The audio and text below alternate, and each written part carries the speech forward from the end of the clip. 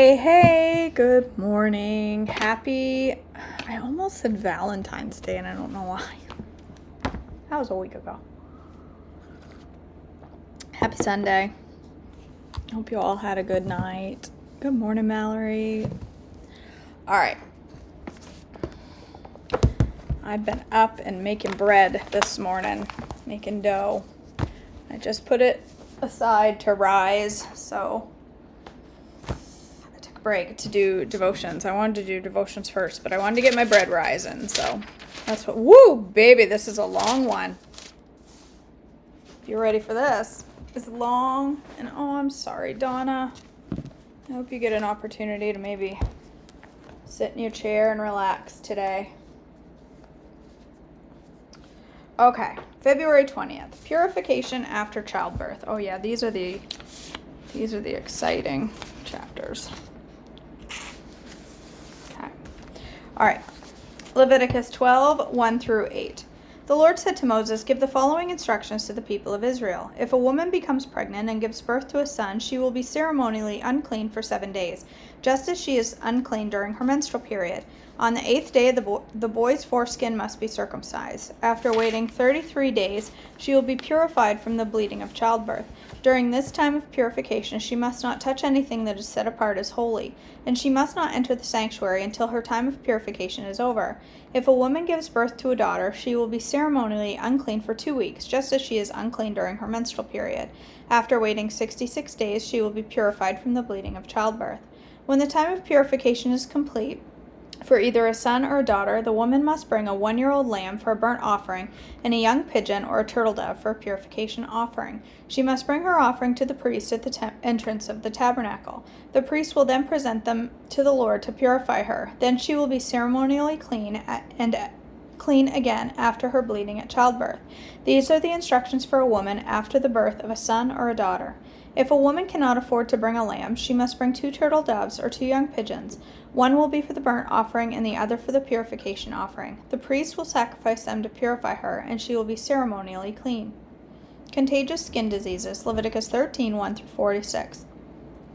The Lord said to Moses and Aaron, "If anyone has swelling or a rash or discolored skin that might develop into a serious skin disease, that person must be brought to Aaron the priest or to one of his sons. The priest will examine the affected area of the skin. If the hair in the affected area has turned white and the problem appears to be more than skin deep, it is a serious skin disease, and the priest who examines it must pronounce the person ceremonially unclean. But if the affected area of the skin is only a white discoloration and does not appear to be more than skin deep, and if the hair on the spot has not turned white, the priest will quarantine the person for 7 days. On the 7th day, the priest will make another examination. If he finds the affected area has not changed and the problem has not spread on the skin, the priest will quarantine the person for 7 more days. On the 7th day, the priest will make another examination. If he finds the affected area has faded and has not spread, the priest will pronounce the person ceremonially clean. It was only a rash. The person's clothing must be washed and the person will be ceremonially clean. But if the rash continues to spread after the person has been examined by the priest and has been pronounced clean, the affected person must return to be examined again. If the priest finds that the rash has spread, he must pronounce the person ceremonially unclean, for it is indeed a skin disease. Anyone who develops a serious skin disease must go to the priest for an examination. If the priest finds white swelling on the skin and some hair on the spot has turned white, and there is an open sore in the affected area, it is a chronic skin disease, and the priest must pronounce the person ceremonially unclean. In such cases, the person will not need to be quarantined, for it is obvious that the skin is defiled by the disease. Now suppose the disease has spread all over the person's skin, covering the body from head to toe. When the priest examines the affected person and finds that the disease covers the entire body, he will pronounce the person ceremonially clean. Since the person has turned completely white, the person is clean. But if any open sores appear, the infected person will be pronounced ceremonially unclean. The priest will make this pronouncement as soon as he sees an open sore, since open sores indicate the presence of skin disease. However, if the open sores heal and turn white like the rest of the skin, the person must return to the priest for another examination. If the affected areas have indeed turned white, the priest will pronounce the person ceremonially clean by declaring, "You are clean." If anyone has a boil on the skin that has started to heal, but a white swelling or a reddish white spot develops in its place, that person must go to the priest to be examined. If the priest examines it and finds it to be more than skin deep, and if the hair in the affected area has turned white, the priest must pronounce the person ceremonially unclean. The boil has become a serious skin disease. But if the priest finds no white hair on the affected area and the problem appears to be no more than skin deep and has faded, the priest must quarantine the person for 7 days. If during that time the affected area spreads on the skin, the priest must pronounce the person ceremonially unclean because it is a serious skin disease. But if the area grows larger and does not spread, it is merely the scar from the boil, and the priest will pronounce the person ceremonially clean. If anyone has suffered a burn on the skin, the burned area changes color, becoming either reddish, white, or shiny white, the priest must examine it. If he finds that the hair in the affected area has turned white and the problem appears to be more than skin deep, a skin disease has broken out in the burn. The priest must then pronounce the person ceremonially unclean, for it is clearly a serious skin disease. But if the priest finds no white hair on the affected area and the problem appears to be no more than skin deep and has faded, the priest must quarantine the infected person for 7 days. On the 7th day, the priest must examine the person again. If the affected area has spread on the skin, the priest must pronounce the person ceremonially unclean, for it is clearly a serious skin disease. But if the affected area has not changed or spread on the skin and has faded, it is simply swelling from the burn. The priest will then pronounce the person ceremonially clean, for it is only a scar from the burn. If anyone, either a man or a woman, has a sore on the head or the chin, the priest must examine it. If he finds it more than skin deep and has fine yellow hair on it, the priest must pronounce the person ceremonially unclean. It is a scabby sore on the head or chin. If the priest examines the scabby sore and finds that it is only skin deep, but there is no black hair on it, he must quarantine the person for 7 days.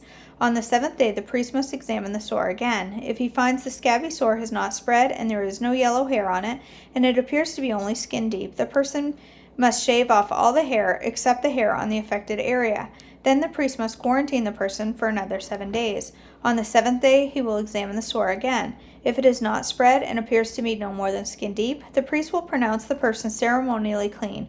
The person's clothing must be washed, and the person will be ceremonially clean. But if the scabby sore begins to spread after the person is pronounced clean, the priest must do another examination. If he finds that the sore has spread, the priest does not need to look for yellow hair. The infected person is ceremonially unclean. But if the color of the scabby sore does not change and the black hair has grown on it, it has healed. The priest will then pronounce the person ceremonially clean. If anyone, either a man or a woman, has shiny white patches on the skin, the priest must examine the affected area. If he finds that the shiny patches are only pale white, this is a harmless skin rash, and the person is ceremonially clean. If a man loses his hair and his head becomes bald, he is ceremonially clean. And if he loses hair on his forehead, he simply has a bald forehead, and he is still clean. However, if a reddish-white sore appears on the bald area on top of his head or on his forehead, this is a skin disease. The priest must examine him, and if he finds swelling around the reddish-white sore anywhere on the man's head, and it looks like a skin disease, the man is indeed infected with a skin disease and is unclean. The priest must pronounce him ceremonially unclean because of the sore on his head. Those who suffer from a serious skin disease must tear their clothing and leave the hair uncombed. They must cover their mouth and call out, "Unclean, unclean." As long as the serious disease lasts, they will be ceremonially unclean. They must live in isolation in their place outside the camp. Whew. Treatment of contaminated clothing. This is exciting. Now, suppose mildew contaminates some woolen or linen clothing, woolen or linen fabric, the hide of an animal, or anything made of leather. If the contaminated area in the clothing, the animal hide, or the fabric, or the leather article has turned greenish or reddish, it is contaminated with mildew and must be shown to the priest. After examining the affected spot, the priest will put the article in quarantine for 7 days. On the 7th day, the priest must inspect it again. If the contaminated area has spread, the clothing or the fabric is clearly contaminated by a serious mildew and is ceremonially unclean. The priest must burn the item, the clothing, or the woolen or linen fabric, or a piece of leather, for it has been contaminated by serious mildew. It must be completely destroyed by fire. If the priest examines it and finds that the contaminated area has not spread in the clothing, the fabric, or the leather, the priest will order the object to be washed and then quarantined for 7 more days. Then the priest must examine the object again. If he finds that the contaminated area has not changed color after being washed, even if it did not spread, the object is defiled. It must be completely burned up, whether the contaminated spot is on the inside or the outside. But if the priest examines it and finds that the contaminated area has faded after being washed, he must cut the spot from the clothing, the fabric, or the leather. If the spot reappears on the clothing, the fabric, or the leather article, the mildew is clearly spreading, and the contaminated object must be burned up. But if the spot disappears from the clothing, the fabric, or the leather article, after it has been washed, it must be washed again. Then it will be ceremonially clean. These are the instructions for dealing with mildew that contaminates woolen or linen clothing or fabric or anything made of leather. This is how the priest will determine whether these items are ceremonially clean or unclean. Cleansing from skin disease, Leviticus 14:1-32. And the Lord said to Moses, the following instructions are for those seeking ceremonial purification from a skin disease. Those who have been healed must be brought to the priest, who will examine them at a place outside the camp. If the priest finds that someone has been completely healed of a serious skin disease, he will perform a purification ceremony using 2 live birds that are ceremonially clean, a stick of cedar, some scarlet yarn, and a hyssop branch. The priest will order that one bird be slaughtered over a clay pot with fresh water. He will order to take the live bird, the cedar stick, the scarlet yarn, and the hyssop branch, and dip them into the blood of the bird that was slaughtered over fresh water. The priest will then sprinkle the blood of the dead bird 7 times on the person being purified of the skin disease. When the priest has purified the person, he will release the live bird in the open field to fly away. The persons being purified must then wash their clothes, shave off all their hair, and bathe themselves in water. Then they will be ceremonially clean and may return to camp. However, they must remain outside their tents for 7 days. On the 7th day, they must again shave all the hair from their heads, including the hair of the beard and the eyebrows. They must also wash their clothes and bathe themselves in water. Then they will be ceremonially clean. On the 8th day, each person being purified must bring 2 male lambs and 1-year-old female lamb, all with no defects, along with a grain offering and 6 quarts of choice flour moistened with olive oil and a cup of olive oil. Then the officiating priest will present the person for purification along with offerings before the Lord at the entrance of the tabernacle. The priest will take one of the male lambs and the olive oil and present them as a guilt offering, lifting them up as a special offering before the Lord. He will then slaughter the male lamb in the sacred area where sin offering and burnt offerings are slaughtered. As with the sin offering, the guilt offering belongs to the priest. It is a most holy offering.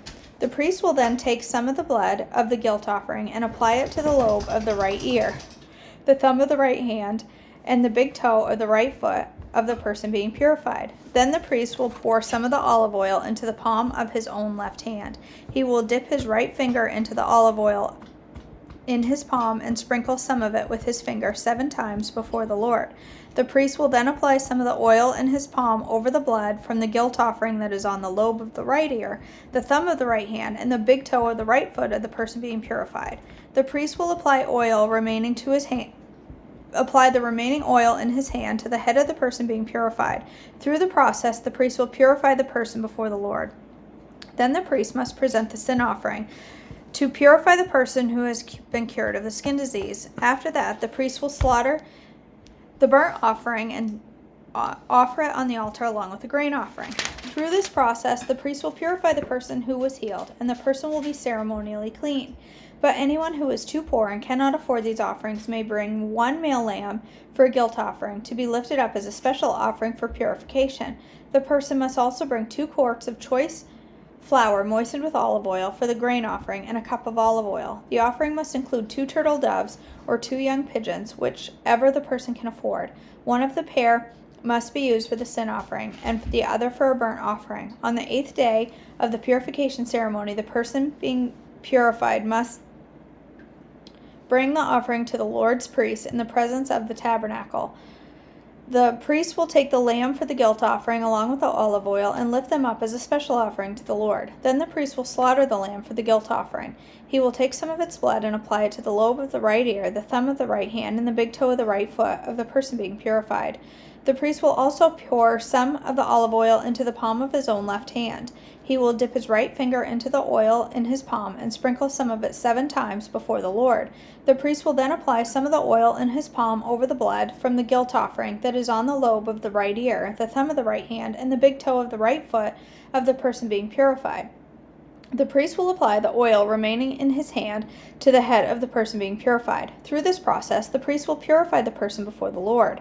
Then the priest will offer 2 turtle doves or 2 young pigeons, whichever the person can afford. One of them is a sin offering and the other is a burnt offering. It will be presented along with the grain offering. Through this process, the priest will purify the person before the Lord. These are the instructions for the purification of those who have recovered from a serious skin disease, but who cannot afford to bring the offerings normally required for the ceremony of purification. Whew. That is heavy. That is heavy stuff and long reading. Goodness gracious. Okay.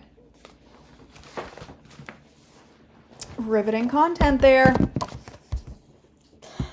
Oh my gosh. You have to keep your eyes focused on the Savior when you read that stuff and know that his blood covers all of that. All of that is no longer necessary because of the sacrifice of our Father, of our Savior.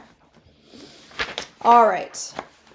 Day 51 of Trim Healthy Devotions, 100 Days of Inspiration. What kind of apron? I need to wear an apron when I prepare food. I am not like some women who can do messy things and still stay clean. I remember when we lived in Australia and we were painting our new church. It was just as well I wore old clothes as I got paint all over me. A friend arrived in beautiful clothes, high heels, and even a hat to match. I thought she had just come to say hello. But no, she'd come to join the team. She began to paint and never got a drop of paint on her. I guess she doesn't have to wear an apron in her home. However, there is an apron that God wants us all to wear. 1 Peter 5:5 says, "You must all put on the servant's apron of humility to one another, because God opposes the haughty, but bestows his unmerited favor on the humble." When we dress each morning, it is important to also put on our servant's apron, the apron of humility. What a mighty difference this makes in the home and in our relationships with our husband and our children. It's not always easy to wear, is it? But this is the apron that makes you look the most beautiful, and it is precious in God's sight too. All right, back on track meal. Romans 7:15 says, "What I hate that do I." If the Apostle Paul admitted to his flesh failing him, we're going to slip up too. Most people desiring to lead healthy lives don't get up in the morning planning to grab a Coke and a Snickers bar at the gas station, but it happens. What now? Should you just write off the rest of your week? Is an all-or-nothing diet perfectionism so ruined now that persisting in the journey is not worth it? Nope. You are always just 3 hours away from your next slimming and healthy meal. This is not a license to cheat, but a spirit of forgiveness. In Romans 6:1, Paul said, "Shall we continue a sin that grace may abound?" The answer, of course, is no. Paul knew it is not grace that causes us to fall. It's the falling part that's on us. It's grace that pulls us back up. But even though we can live in grace, the consequence to our body remains. Most cheat meals include some sort of sugar or empty starch. Your cells blow up with glucose after blood sugar spike, and this can initiate a downward spiral of cravings. Let your next meal, on plan, cleanse the excess sugar from your cells and reset your hunger hormones of insulin, leptin, and ghrelin back into balance. This kind of meal needs to be a deep, satisfying meal, what we call an S meal, on plan. You need healthy fats to help curb the cravings and a healthy dose of protein. We love fried eggs and butter or coconut oil as a back-on-track meal. Or, if you are not an egg person, have a large plate of greens with a hearty portion of your favorite protein source, generous drizzles of extra virgin olive oil, a little Parmesan cheese, and a splash of balsamic vinegar. Are you done now? Bassie, you done? All right. Little leads to much. Imagine there's a cookie sitting right in front of you. It's an extra large. There literally is. There's a literal chocolate chip cookie on the other side of this table. There's one left in the package. It's looking at me with its chocolate chip eyes. Imagine there's a cookie sitting right in front of you. It's an extra large chocolate chip cookie, fresh from the oven. Does this sound appealing to you? It sure sounds ideal to me. Take a look at it. Suddenly, you're not just craving, you're starving. You have to eat it, and that cookie is calling your name. But will it hinder your weight goals? What to do? First, you see if it's worth it. While you're making a decision whether or not to eat the cookie, you slowly break it in half. It looks ooey and chewy and gooey inside. I added an ooey in there. It only says gooey and chewy. Clearly it needs an ooey. The smell your nose is enjoying makes your tongue jealous. It is worth it, but just this once. After all, what can one little cookie do? What can one little cookie do? Not much. What can one little cookie do if your cravings frequently get the best of you? Much. Don't take a bite. Put it back down, both halves. Now ask yourself that question again. Is it worth it? If I give in to my cravings instead of occasionally rewarding myself with a treat, I'll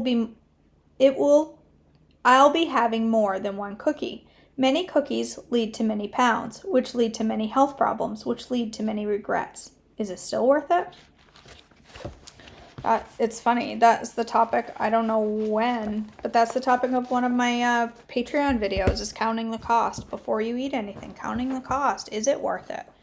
Maybe that cookie is worth it to you. Maybe that cookie is worth your weight stalling this week. Is it? You got to count the cost. It's your journey, and you have to decide if that cookie is worth it. Is that cookie worth now craving the next 4 cookies on the tray?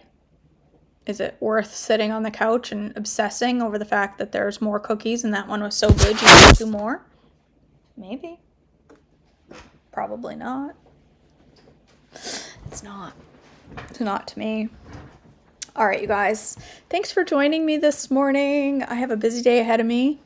So I covered your prayers that I can be focused and get the things done that I need to get done today, so that I can enjoy getting things done again tomorrow on my day off. All right, you guys, I love you all. Thanks for joining me, and I will see you back tomorrow morning for more devotions and breakfast.